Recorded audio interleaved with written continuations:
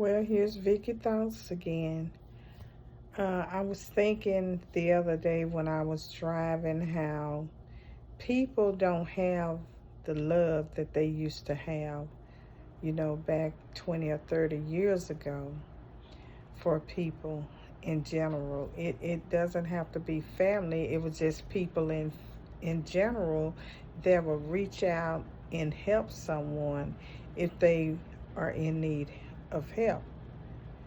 And I was thinking the other day how drastic times have changed because there was a time if someone had a flat on the side of the road, people would pull over and help that person, or if their car was not working properly and they would see the hood up, you would have several people stopping and pulling over and, or just stopping and asking, is everything okay? Do you need any help? Or they would just pull over and just pitch in and start helping.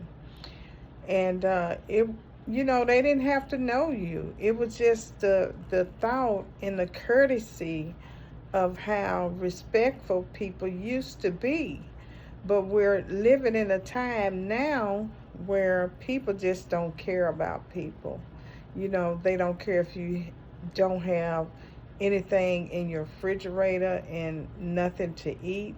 They don't care if your children are barefooted and snotty nose and dirty clothes.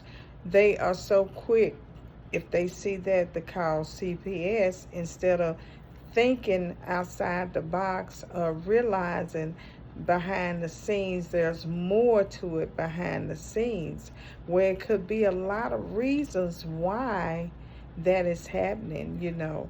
But we're so quick to jump to conclusions on a lot of things in life that we see instead of really analyzing and examining the situation. We don't have time to ask questions. And if you do ask questions, some people will get offended by you asking questions. And most of the time, you have to see wait till that person say what they want to say to examine, okay, where is she going with this? What is the motive behind this? And sometimes it's not a motive. Sometimes people just want to help because they care. But that is very rare in this time and age that we're living in. And also, speaking of just people in general, now you have split families. You have family members that split, they hate each other. They fussing and fighting like cats and dogs. You have uh, vice versa. The mothers are against the daughters are against the sons, and it's just it's just terrible the times that we're living in. You have parents killing their children, then you have children killing their parents. It's just horrible the times that we're living in now.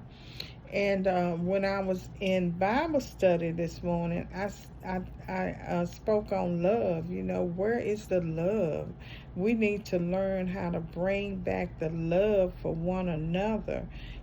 Somebody has to start thinking outside the box. Someone has to start doing something out of the ordinary to get this situation turned around as far as families. People are going to be people, but is it really worth whatever you was fighting over, the grudges that you're holding against one another? Well, be real on the thing, because most of the time, if it's done linger from generation to generation, or it's been a while since you guys talked, you really don't forget what you done failed out about. So when you fall out with someone, be the bigger person. Be the bigger person and say, okay, let's straighten this out. we're blood, we're family. I love you. I know we had a disagreement. I know this happened to me, and I know that happened to me. And I just want to share a story that was told to me in Bible study. And this man got on the mic, and he said on Zoom, we was on Zoom, so he tuned in and unmuted himself, and he said this guy, for years when he was younger, in his younger years, had went around and lied on him. And he lied and he stuck to that lie. And the guy never did come back and apologize to him. He died with that lie. He went to his grave with that lie and never did apologize to him. So we asked him, well, I didn't ask him. I'm just an innocent standby. I was just listening. But he said that he forgave the guy. He forgave the guy, but the guy never, ever came back to really straighten everything out.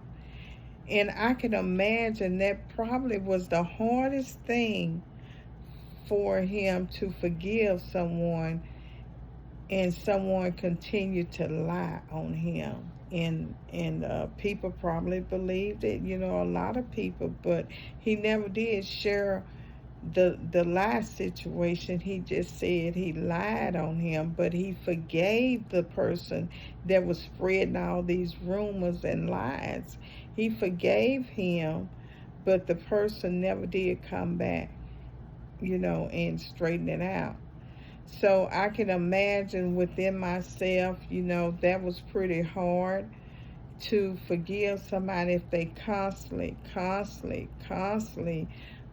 begin to share lies and spread lies on you. And I can relate to that, because who wants to, have lies spreaded on them? No one. We all human and we have feelings, but it will happen. It would happen to us, But I love the way that he said, and I can imagine it probably took a lot of years of forgiveness. Now, this is just me. He didn't say that, but I'm wondering, it took a lot of healing, and God had to mend his broken heart and take the bitterness out of him, and take everything that wasn't like God, the anger, the bitterness. And he probably wanted to really say some choice words or do something to the guy, but it took God to bring the peace and serenity to him, because he had to really turn it over and give it to God. So, sometimes we have to turn things over and give it to God, because the battle is not ours. And it's so hard. It's so hard sometimes. And it can be hard, especially if you're not used to giving things to God and you want to turn the other cheek. You want to take it over, and you want to do what you want to do. But sometimes we have to let go and let God deal with people, deal with different situations that we're facing. And not too long ago, now nobody didn't lie on me, but sometimes we think things should be one way, but God turned it around another way, because God is showing us, I want you to trust me. I don't want you to trust every body that you know. I don't want you to trust Tom. I don't want you to trust Pamela. I don't want you to trust Mike. I don't want you to trust Angie. I want you to trust me. You come to me. And sometimes we be looking for answers and somebody to get us out of difficult situations that we may be facing. But God saying, come to him, trust him. So I thought about that day when I was going through something, and God reminded me quickly. I think I shared this with you guys. He said, your plans is not my plans. Your plans is not my plans. Your purpose is not my purpose. And once God got through dealing with me and breaking that down to me to make me understand what was the raw deal, the real deal. And I said, sometimes we travel through life and walk through trenches and valleys, and sometimes we fall in the pit, and we want people to sympathize with us. We want people to help us. We want people to share their thoughts and opinions. But all the while, God is right there. God say, I done put everything in you. I gave you everything that I have given to the world. And that was my son. And we have paved the way. He have showed you the way.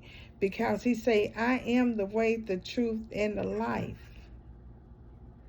And we forget those things when we fall into a pit, in a dark place, in a doomed place, in a place that we don't know which way to turn, in a place that when we done hit rock bottom and we done lost everything and we like, oh, what's gonna happen now? How am I gonna get out of this situation? And all the while, we can look toward the hills which come in our help, and all our help come from the Lord. Now, I know you may be thinking, oh, it's easy for you to say that. No, it's not easy for me to say that, because I face the same thing. I go through trials. I go through tribulations. I go through hell. I mean, I go through some tough spots in my life. I've been down to the trenches and valleys, to the low and up to the high. I go through the same thing that's called life, the real world. I experienced it all just about. And sometimes when we go through things and God bring us out, then here come that peace when we're out. But when we're just constantly going through, I remember one year it was just boom, boom, one thing after another, one thing after another. And it happened 2 years straight without any let up. For 2 years, 24 months, I was just going through. I was going through. And while I was going through, I couldn't even cry. I could not cry. I tried to feel sorry for myself. I could not cry, but I said, Lord, I trust you. I trust you. That's all I could say. And I couldn't even pray. But Lord, I trust you. I trust you. I trust you. When it's hitting you back like that, all I could say, Lord, I trust you.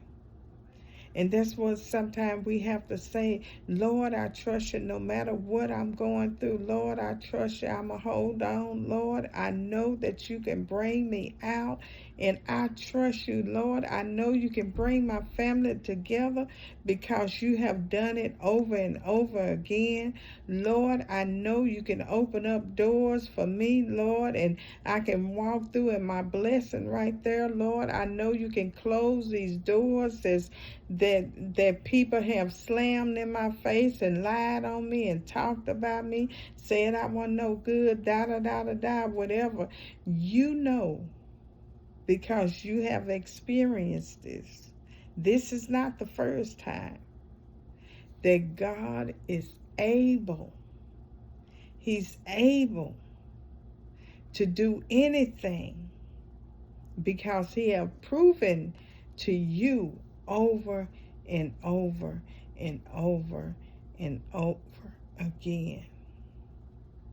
So I just wanted to come on here and share the thoughts that I had concerning people in general, concerning the family, and most of all, love. Love. We have to examine ourselves daily. We have to examine ourselves. I don't care how hard it will get, or how rocky the roads are. Continue to look toward the hills which cometh your help, and all your help come from the Lord. So I know this is not for everyone, and I know a lot of people will receive it because they can truly relate to what I'm talking about. But for those who don't, I get it. I understand. Just keep it moving. So I want to share that. God bless you all, and y'all have a good night. Bye-bye.